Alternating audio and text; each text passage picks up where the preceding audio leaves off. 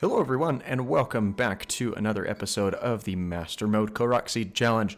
We are in the full swing and currently stranded out in the desert, but that's not going to keep us from continuing our exploration and finding the next 20 seeds out here on our adventure. Now, before we jump into it, if you haven't done so already, please make sure you're subscribed to the channel, and do so if you have not, as the subscription is free and easy. And without further ado, let's jump right into it. So the 61st seed on our adventure and the next couple of seeds are going to be a little bit of more difficult ones to track down. Not because of the difficulty of the Korok puzzle, but if you'll notice down in the bottom right hand corner of our screen, our map has gone fuzzy. So we've really got to go frame of reference as far as locations as to where they are.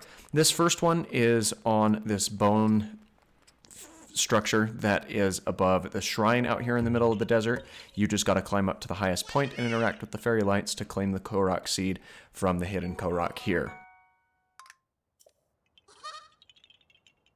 The next seed is on another bone structure here, but we're going to use our good friend William Walrus to get back over to that one.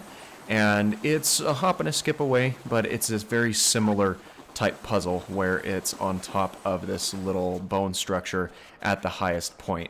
Now, after walking or hand seal riding over, you'll need to climb all the way up, and it's a little tedious, but it is within eye shot, even in the middle of this sandstorm, of the last place that we just came over from.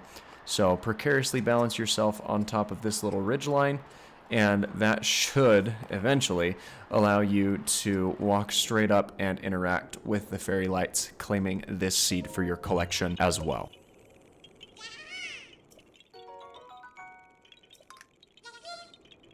On to seed 63, William's giving us another hand, and this is another bone structure, but it's a little further out of the way. There's that statue down underneath that allows you to initially find that shrine that's out in the distance, but once you've found your way around in this desert once or twice, you can really do okay even with the sandstorm in place. This one is another set of fairy lights, but it's actually outlined with this little pinwheel, so it's not a shooting puzzle indeed, like some of these pinwheels tend to activate, but rather just the lights that you interact with as soon as you approach it, and that gives you seed number 63.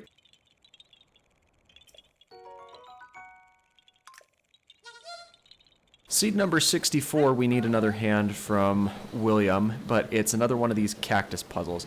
We only have a couple of these left, but it's very similar. You've just got to make this cactus match the other two by removing the low and high volt fruit from each of the spires. Now, the easiest way that I've found to conserve some arrows is to go ahead and jump up with your weapon and knock that top fruit off. The lowest one is to the point where you can pick it pretty easily, and that gets you the seed from this spot. The next seed that we're looking for as we're running away from this Molduga is actually the exact same puzzle, and I promise we've only got a few of these cactus ones left, as they're not really my favorite. I'd like them a lot more if the volt fruits positions were switched. For example, if you had to leave all of the high volt fruits on their locations or all of the low ones. But this one, you know, we've got to just make it match like every other cactus that we've seen. So let's jump up, knock off that volt fruit, and claim the Korok seed from this location.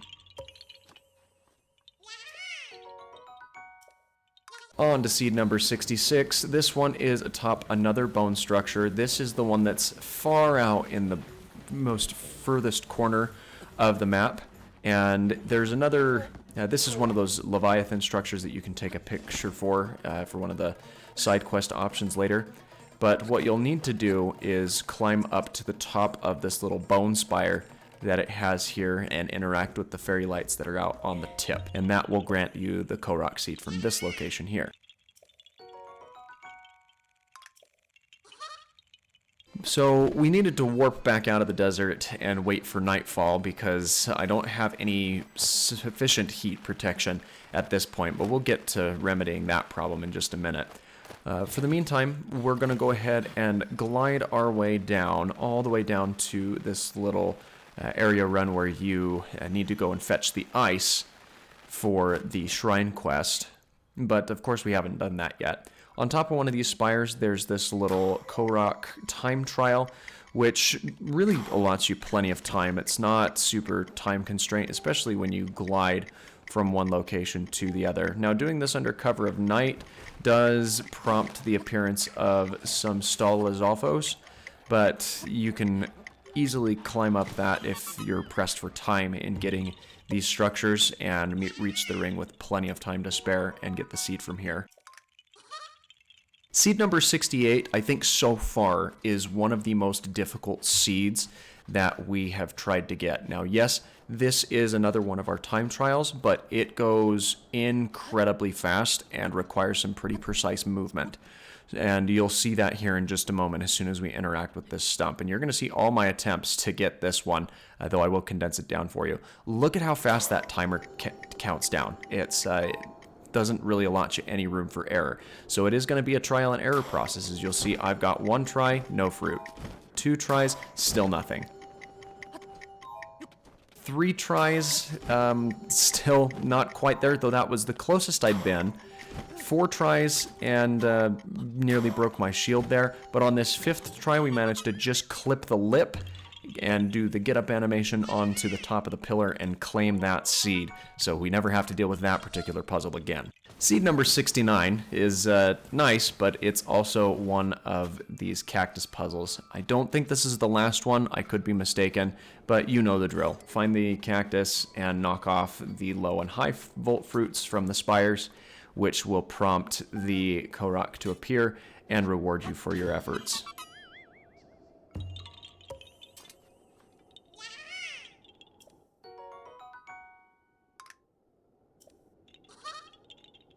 Seed number 70 is a flower puzzle. Haven't seen one of those in just a minute, but this is going to be atop one of these big bone structures where you just need to follow the yellow flowers across the ribs.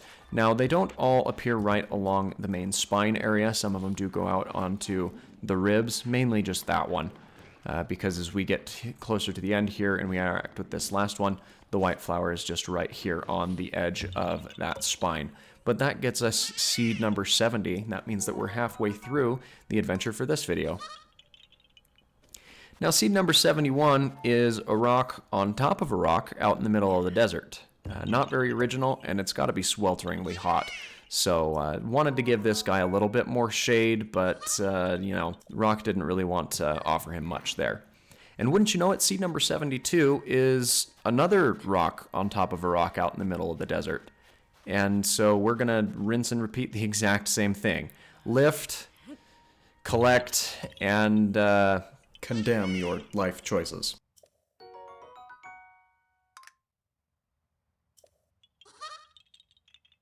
So from here, I do take a slight detour because one of the last seeds that we need to get out here in the desert is on top of the Gerudo Fortress. And as you know, you can't get into the Gerudo Fortress to any degree, or unless you have this specific set of armor, which makes you appear like one of the Gerudo themselves.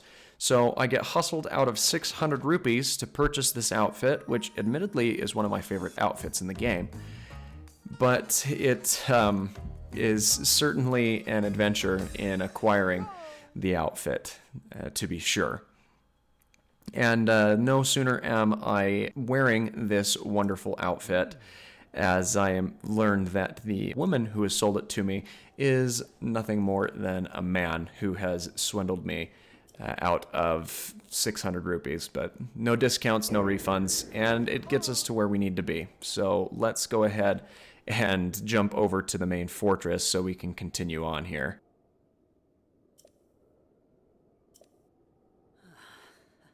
So for a sake of demonstration, we can walk straight through these gates. If you're wearing any other outfit, really, you're gonna be forcibly thrown out. But a quick trip to the backside and up top this little fountain on top of the Queen's Palace. You'll find a set of fairy lights chilling right in the middle of the water. Interacting with that will grant you the Korok seed as promised. Now this is going to be the last appearance that we have of our good friend William Walrus for a very, very long time. And it's actually to the very last of the cactus puzzles as well. So it's a bittersweet moment because 1, we're done with this specific type of puzzle, and 2, we're saying goodbye to William Walrus until we start doing the shrine quests after we've got all of the Korok seeds out of the way. Now, a solid chunk of the seeds from the last bit of this video do require some mighty bananas, and we're going to need to stock up on those from some of these Yiga clan bowmen here. And we've got our first set. I already had one in my inventory from an earlier encounter, but the best thing that I've found is to kind of perform a rushdown strategy, and I just barely get out of the way of those arrows there from the last guy that's standing, as I'm on 1/4 of a heart, which isn't well desired.